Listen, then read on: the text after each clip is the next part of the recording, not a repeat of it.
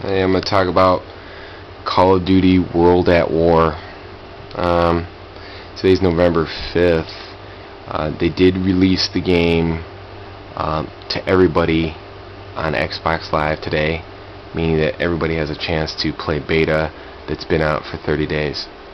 I'd like to talk about the Call of Duty World at War treyarch's new game set in World War II, back in Japanese versus Americans, Germans versus Russians.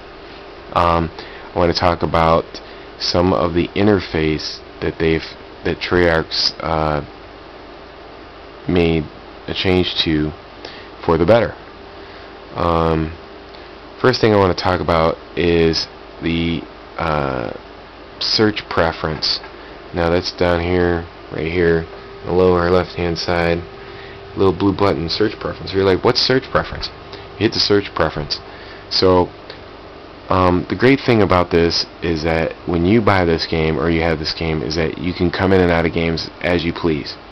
But what the great thing is that you have default, local, local only. Default is basically you can matchmake with anybody in the world, and then local is people that are nearby your location or expanded search within that area. So, and then local only is probably just in your area. So let's say, for example, you get up at 9 in the morning and you want to play some Call of Duty World at War. Well, you can change your preferences before you start the game, and obviously people don't get up until like 11 to play, so you don't want to play people from England and slow down your ping. Obviously this is not a dedicated server game. That's the only drawback to this, which I don't understand why Activision doesn't get their own server like EA and Microsoft have. I mean, there should be no point why they don't have their own server yet, but this makes it a little bit easier for you to deal with that situation. Now I want to go on to my next thing, is that lobby leaderboard. Here are some of the great options that they've given you. Not only have, Call of Duty 4 gave you a great game, but they gave you a horrible leaderboard. Well, treyarch, I did so much complaining online. They really took the time to give you an expanded ability to look at your stats. Actual hardcore players that it means something to you. So while you're in a game, you can hit lobby A, and then you can scroll over to look at people as to what their kill death ratio is, what their score is in each particular game type while you're in that game that you go to. Now, so basically, if you go into a game, you can check the person you're playing against, and you can see the game mode or game type that you're in. You can see what type of players are in your room. You can check on their stats instantaneously. The 10 out of 10 most magnificent things that treyarch, they get a bronze star or whatever. They get an Emmy. They get a 10 thumbs up for listening to the consumer who buys their games. I want to show this to you now. You go to barracks, you go to leaderboards. Let's say you go down to kills. You want to check kills, right? So you could check service report.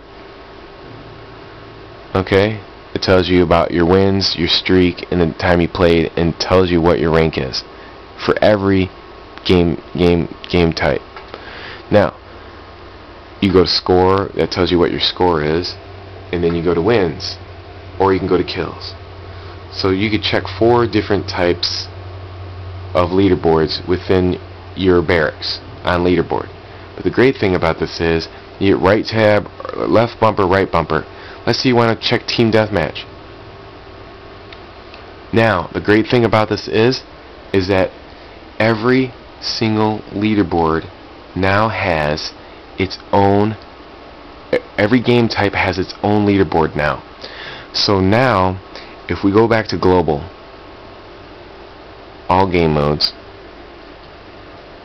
now, you see the #1 guy in global leaderboards Now you remember, this is beta. This is how it happened last time. You have 31,000 kills, 513, the 2.58 ratio. This is the overall global leaderboard.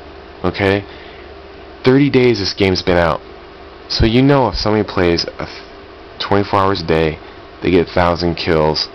That's realistic. That's reasonable. But then you say to yourself, like as before in Call of Duty 4, you weren't able to see, well, how did this guy get his kills? What game type was he playing? Well, now the great thing about it is that now you go and say, listen, what Treyarch did was so wonderful, is that they gave every game type their own leaderboard.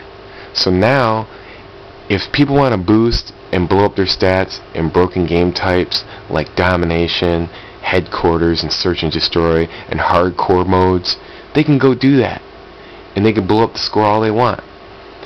Now you can look at the #1 game type played, Team Deathmatch, and you can see that has its own leaderboard. Every game type has its own leaderboard. So now if these people want to boost, they can go boost, and they can play games like Search and Destroy and Domination.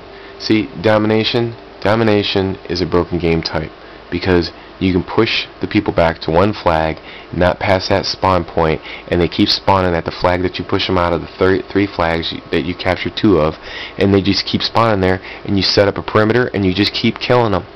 Obviously, when this Domination hits, those kills will go through the roof, and then like it was in Call of Duty 4 when I made the video, there was 18,000 kills in 6 days.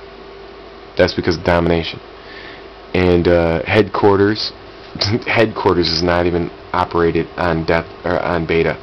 So you can see these 2 game types are not even available, but they're the most played for stats.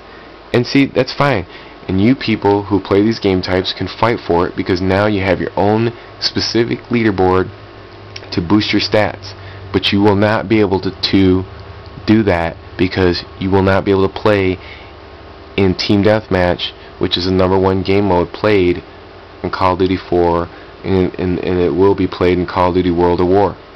Now people go, well, you know, the reason why I say these are broken, and I just explain that, because you know where the people are going to go to at any given point in the map, where they're going to spawn from. In Team Deathmatch, it's always different.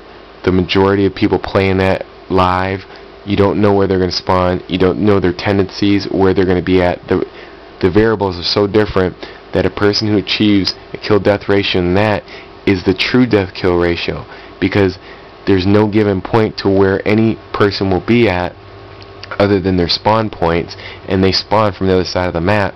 So even if you did kill somebody and you push them out of their spawn, you'd have to run to the other side, but there's 10,000 different ways they can be or go to, as into Headquarters, Domination, and hardcore modes. You know where they're going to be, you know where they're going to go at, and it's a cheesy way. But now with separate leaderboards, you can look at these people and say, they don't play Team Deathmatch, they're not a good player, I don't want them in my clan. So this is how you can make sense out of all the players now. And they say, well, why do you say hardcore is a bad attachment? Well, hardcore is a bad attachment because this is the reason why. People say, oh, hardcore is realistic. It's not realistic, because if it was realistic, then you wouldn't need streaks. You could just use your weapon to kill people. Hardcore should be just hardcore. The strength of the weapon killing you, no streaks. Because if you have streaks and you have dogs coming out with a higher power to kill you, then how is that realistic? Because they're given more power to kill you. It should just be no streaks in hardcore mode. All it does is it constitutes people to go and do camping, which slows down the gameplay, which ruins the whole idea of the game in the first place. So overall, I would like to talk about the fact that, you know, you also have the variety of the weapons are going to be different and longer. And I'm going to go over the weapons in the gameplay, but I just wanted to talk about these points because they were the most important and most improved. I'm giving Treyarch 2 thumbs up, and look at my next video which talk about maps, weapons, and distance.